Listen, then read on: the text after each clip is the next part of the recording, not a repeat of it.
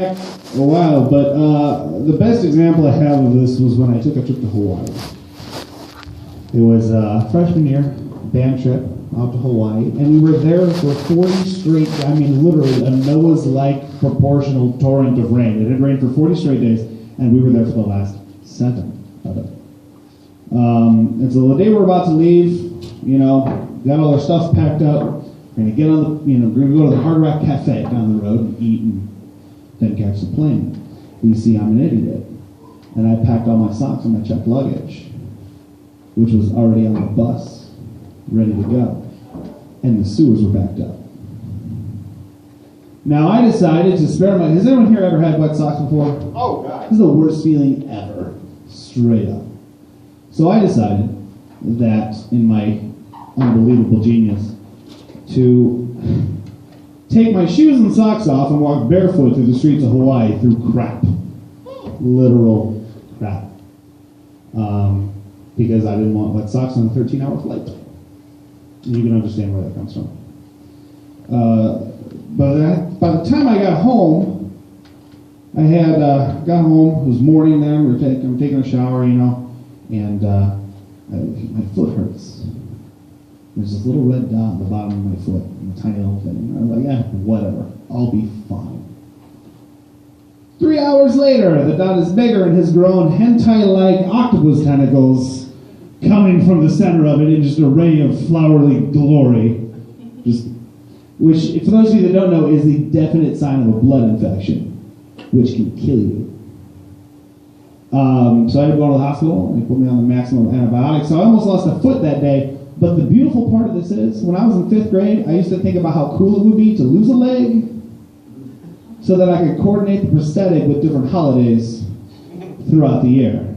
Like Christmas, Santa boot. Easter, bunny leg. Halloween, monster foot. Talk Like a Pirate Day, wouldn't even put one on. It's not worth it. I get into a lot of trouble with my body. I got salmonella from a Taco Bell once. And yes, I still eat at Taco Bell because I am fearless. YOLO. Oh God. I hate that so much. But one of my favorite memories of getting injured was I had smashed the cartilage plate in my right ankle, walking alone down a set of stairs at school. Like there wasn't even like a cute girl nearby to like distract me. It was just like, I'm by myself, oh God. And I killed it.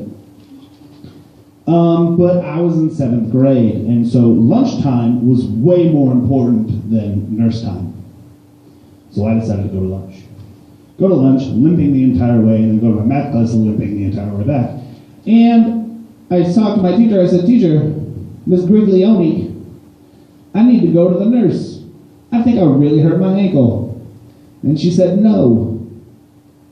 Why did you go to lunch? Because I was hungry, that's why. There's no other excuse for that. So I ended up going home, going to the hospital again, got a boot. I got back at her. This is how. See, that boot had a little air bubble on it that you could pump up, a little valve. And so every day I'd walk into math class, and I would sit there and I'd pump it up. So it couldn't be pumped up anymore. And then I would slowly release the air. So all you would hear from the back of the class,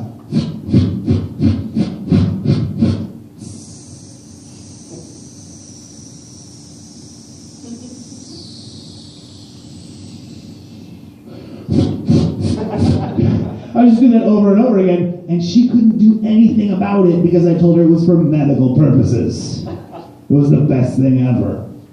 I'm not very good with women. I'm actually kind of bad.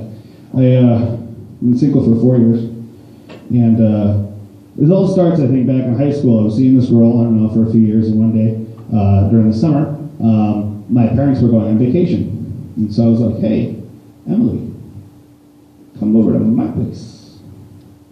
I made spaghetti, we watched movies, it was great, and then later, things happened. Good things, right?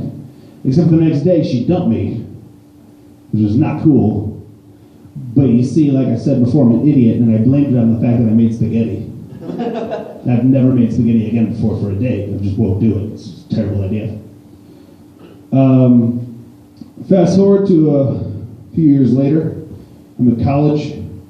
Girl I was seeing for 6 months. One day she was like, "Hey, I'm going up to Chicago to see my parents." Now, this is a person that I met by essentially blackmailing her with a clown laugh to get her to go on a date with me. Don't ever do that. That's not a good way to meet people. Now I'm on online dating, which is a revelation because I used to treat online dating like a suicide plea. I was like, I'm going to do it.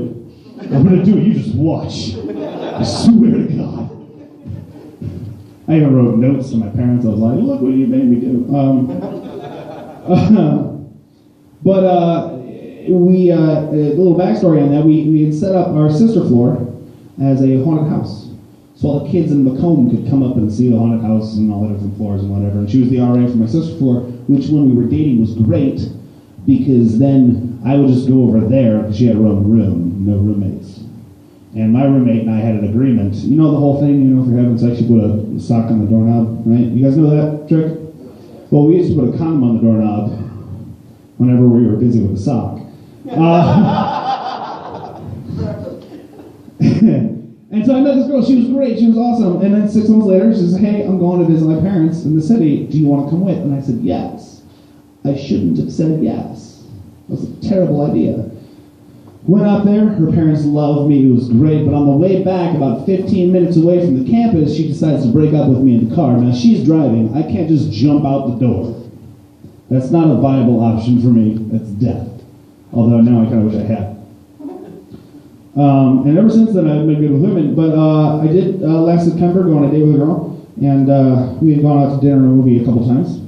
And it was nice. And then one day, I invited her over to my place. Now, I should preface this by saying that my bedroom is in my parents' basement. So we're already off to a terrible start with this. It's not going to end well at all. And so she comes over. Now, my living situation actually isn't that bad. I got a bedroom, my own bathroom, a living room. It's just like a basement-level apartment without a kitchen. That's really what I have going for me. And so I invite her over. She gets there. We go downstairs, she says, "This is the place, I go into my room to grab a movie, and she follows me into my bedroom, which, surprise, surprise, was actually clean. Because my mom made me. She follows me into my bedroom, sees my twin-sized bed, and goes, "Well, that's not going to work." Now, what I should have said was, "Hey, don't knock until you try it." But instead, I blurted out, "Wait, sex was on the table? What? Huh? And I didn't even make her spaghetti that night." All right, guys. Hope you have a wonderful show. Give it up for our next comedian, Jimmy Chapman.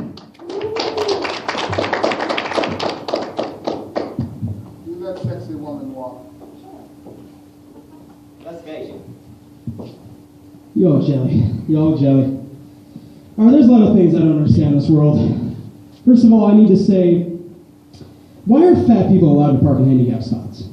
I understand it's kind of hard for you to get in and out of your car, but you don't have to do it right in front of the frickin' store. Take your time, get way back, hell, park 2 miles away. You need to lose a pound or two. It's just one of these many things that just makes no sense to me. So a little bit about myself. I'm a musician, actor, writer, singer, director.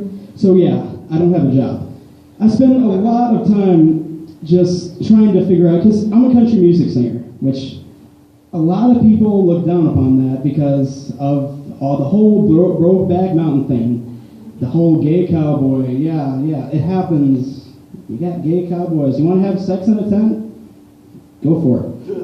What I don't understand, though, is because of this, everyone's following this whole culture, like, yeah, we're going to have anything associated with country to be gay. For example, you got that song, Save a Horse, Ride a Cowboy. Because of it, yeah, it's a shitty song, but people always think, oh, well, maybe that horse is the one that's thirsty because he's not getting rode. No, the cowboy's getting thirsty because he's riding it all night long. You start to wonder about that stuff. I mean, let's look at it this way. Valentine's Day was last week, and I spent it like any other single man should, with a bottle of Jack and a cheap whore. She wasn't that cheap. But anyways, I don't understand the point of love. Like, yeah, I'm a very cynical, kind of like messed up person on the inside. But it's just, they have that whole thing of like, oh, honey, like, no matter what happens, I'm going to be here right for you. I'm going to stand beside you through thick and thin. Whenever, no matter how hard it gets tough, I'm going to say I love you every moment. Bitch, I'm taking a shit. You don't got to tell me this right now. It's like, it doesn't make any sense to me. I mean, yeah, I got a shitty dating life myself. I understand, like, yeah, I've done online dating too. You're not the only one out there.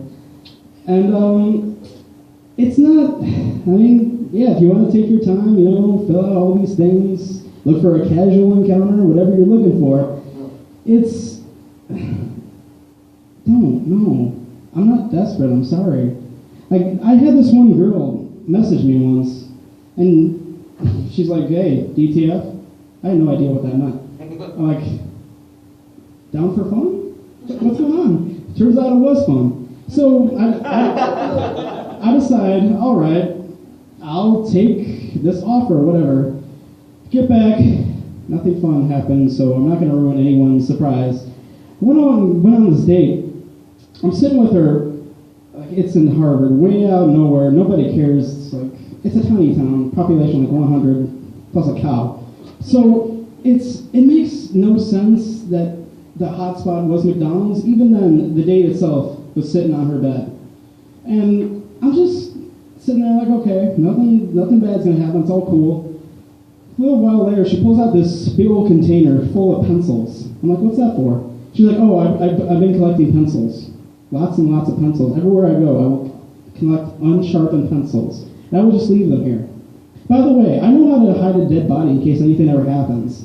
So if you try to do anything, you know, back off. I'm like, all right, cool. I'm just going to move this way. Don't worry about me. Well, note to self, if you're going to go on an online dating site, make sure you talk to her for more than 2 messages. I mean, it's not the best idea. But in my realistic dating life off the internet, I got shit like either. Like, it's either